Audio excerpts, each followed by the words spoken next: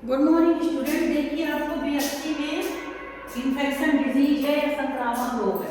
संक्रामक रोग क्या कहलाते हैं? जो हमारे शरीर को हानि पहुंचाते हैं संक्रामक रोग कहलाते हैं। संक्रामक रोग को हम क्या कहते हैं कि पैथोलॉजिकल आउटकम के अंदर है। इसमें बताएं वायरस जो होते हैं वो संक्रामक रोग क्या कहलाते हैं। जीवन से उत्पत्ति से लेकर विषाणु हजारों वर्ष पुराने हैं। सबसे पहले चेचक में इनके बारे में पता किया गया था। क्या चेचक के बारे में सबसे पहले पता किया गया था। महामारी का रूप होता था। पहले क्या होता था कि पूरे गांव के गांव में खत्म हो जाते थे। ठीक है। फिर करोलस यूलियस ने 1576 में पौधों के विषाणुओं में भी इसे देखा। 1576 में पौधों के विषाणु में भी इसे देखा। ठीक है। इसके बाद आप देखोगे कि विषाणु शब्द की उत्पत्ति लैटिन भाषा के विवियन शब्द से हुई है। लैटिन भाषा का जो शब्द होता है विवियन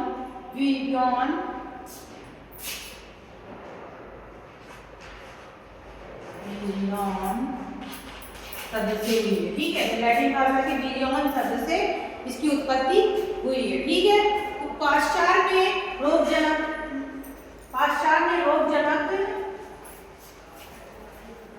रोगजनक के वायु द्वारा आते हैं। मतलब उन्होंने बताया कि एयर में फैलते हैं, इसके द्वारा ये बीमारी फैलाते हैं। ठीक है। इसके बाद हम देखेंगे कि 1952 में जब आप आए थे उसके बाद देखेंगे 1932 में क्या हुआ कि इलेक्ट्रॉन सूक्ष्मदर्शी की खोज की गई और 1935 में स्टेनले तो उन्होंने क्या स्टेनले इसमें क्या किया? अमोनिया सल्फेट के द्वारा रोगग्रस्त पौधे तंबाकू के रोगग्रस्त पौधे में इसके बारे में पता लगाया। ठीक है। ये हो गया। इसके आप देखिए इसको टीएमबी भी कहते हैं। टबैको मोजाइक वायरस जो होता है इसे टीएमबी भी कहा जाता है। तो सबसे पहले तंबाकू की पौधा जो होता है उसमें पता किया गया किसके बारे में? चेचक के मतलब वायरस के बारे में। अब देखो ये इस तरह का होता है। डायग्राम देखेंगे। ठीक है। इस कैप्सिड होता है, ये न्यूक्लियोसाइड इसमें न्यूक्लिक एसिड इसमें भरा हुआ होता है। वायरस का एक नॉर्मल वायरस का डायग्राम है। ठीक है। इसके बाद आप देखोगे कि वायरस जो होता है की प्रकृति या नेचर। वायरस की प्रकृति अलग अलग प्रकृति की होती है। जैसे बैक्टीरियल वायरस 200 एंगस्ट्रॉम का होता है, पोलियो वायरस 300 एंगस्ट्रॉम का होता है, टोबैको मोजाइक वायरस टीएमसी छड़ के आकार का होता है और ये 3000 एंगस्ट्रॉम का होता है। इसी बात इन्फ्लुएंजा का वायरस जो होता है गोलाकार होता है तथा इसमें लिपिड भी पाई जाती है। इसके बाद आप देखेंगे ये मम्पस वायरस ये कहलाता है। इसके बाद आप देखेंगे स्मॉल पॉक्स या जो चेचक जो होता है उसका वायरस 25 एंगस्ट्रॉम का होता है। हर्पीस का वायरस जो होता है 1500 एंगस्ट्रॉम का पाया जाता है। ये आपको समझ में आ रहा होगा कि वायरस के विभिन्न प्रकार और आकृतियां हो गई हैं। ठीक है। वैसे वायरस ऐसा भी होता है। देखिए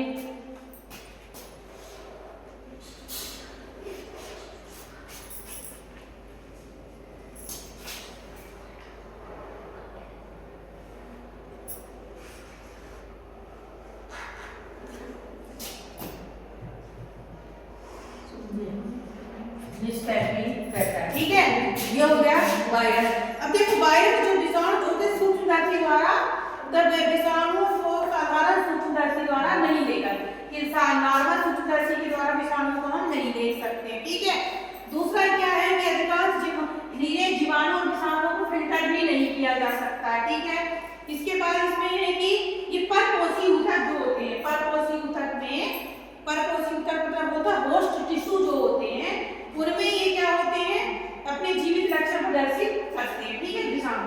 इसके बाद विषाणु जो होते हैं ये कायिक यानी कि जो फंक्शनल ऑटोनॉमी नहीं पाई मतलब क्या होता है नहीं पाई जाती है अभाव रहता है। विषाणुओं की बंधुता जो होती है तो विषाणु की एफिनिटीज जो होती है तो निश्चित आकार और आमाप के होते हैं साइज। ठीक है। इनकी किसके साथ है? पहले बंधुता के जीवित निर्जीवों के साथ। जो जीवित जीव जो होते हैं उनके साथ एफिनिटी जो होती है, तो इनकी साइज और माप आ गया। दूसरा इनका हम देखते हैं कि इसमें डीएनए आरएनए पाए जाते हैं जो आनुवंशिक गुणों को पीढ़ी दर पीढ़ी देते हैं। ठीक है, इसमें उत्परिवर्तन जो होता है, उत्परिवर्तन पाया जाता है। जीवों में जैसे उत्परिवर्तन पाया जाता है, से समानता के आधार पर इनमें भी म्यूटेशन पाया जाता है। म्यूटेशन का अक्सर क्या होता है, अचानक किसी चीज के परिवर्तन हो जाना, 5 चीजें 6 उंगली का हो जाना, गाय की सींग में एक और सींग का हो जाना, ये सब क्या कहलाता है, उत्परिवर्तन होते हैं। जैसे जिराफ की गर्दन में उत्परिवर्तन हुआ था, ये उत्परिवर्तन, ऐसे इनमें भी उत्परिवर्तन पाया जाता है। ठीक है, इनमें ताप और रसायन के पदार्थों के प्रति क्रियाशील होते हैं, टेम्परेचर और केमिकल के प्रति क्रियाशील होते हैं। ठीक है, इनमें कल्चर केवल जीवित कोशिकाओं में, इसका कल्चर तो किया जा सकता है लेकिन केवल जीवित कोशिकाओं के द्वारा ही इसका कल्चर किया जा सकता है। वायरस के अंदर न्यूक्लिक अम्ल और प्रोटीन से घिरा रहता है। वायरस क्या है, न्यूक्लिक अम्ल और प्रोटीन से घिरा, न्यूक्लिक एसिड और इसमें प्रोटीन से ये घिरा हुआ रहता है। ठीक है, ये मतलब ये वाला जो वायरस जो मैं बता रही हूँ,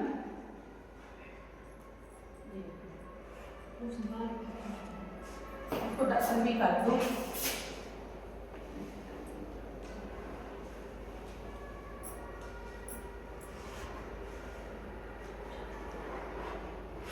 इस तरह वायरस रहता है। ठीक है, साथ में आप देखोगे अब अजीवित के साथ ही निर्जीवों के साथ क्रिस्टलीकरण किया जाता है। अगर निर्जीवों के साथ इसकी क्रिया कराई जाएगी तो क्रिस्टलीकरण इसका किया जा सकता है। ठीक है, साथ ही इसमें श्वसन नहीं होता, निर्जीवों के साथ होता है तो श्वसन की क्रिया नहीं पाई जाती है।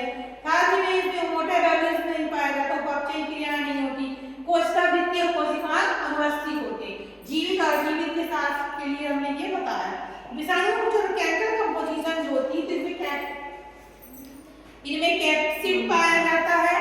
ठीक है, और एक प्रकार का क्या पाया जाता है, आवरण पाया जाता है, न्यूक्लिक एसिड जो हमने बनाया है, आपको देखिए ये आवरण कहला गया, ये कैप्सिड कहला गया और न्यूक्लिक एसिड ये विषाणुओं की क्या कहलाती है, केमिकल कंपोजिशन है, रासायनिक संगठन कहलाता है। ठीक है, अब देखो कि जो कैप्सिड जो होते हैं विरयान केंद्रक में डीएनए आरएनए दोनों पाए जाते हैं। हमने बताया विरयान या विषाणु के अंदर क्या पाए जाते हैं, डीएनए और आरएनए दोनों पाए जाते हैं, तथा इनकी उपिकाइयां भी पाई जाती हैं। ठीक है, और ये इनके जो कहलाते हैं लाइपोप्रोटीन न्यूक्लिक भी पाया जाता है। और इनको मुख्य 3 रूपों में बांटा गया है, गोलाकार, घनाकार और बहुकोणीय। 3 प्रकार के होते हैं, गोलाकार, घनाकार और बहुकोणीय। मतलब जिसको क्या कहेंगे अपन, स्पाइरल शेप होते हैं और फिर क्या कहलाते हैं, क्यूबिकल शेप होते हैं। ठीक है, ये हो गया।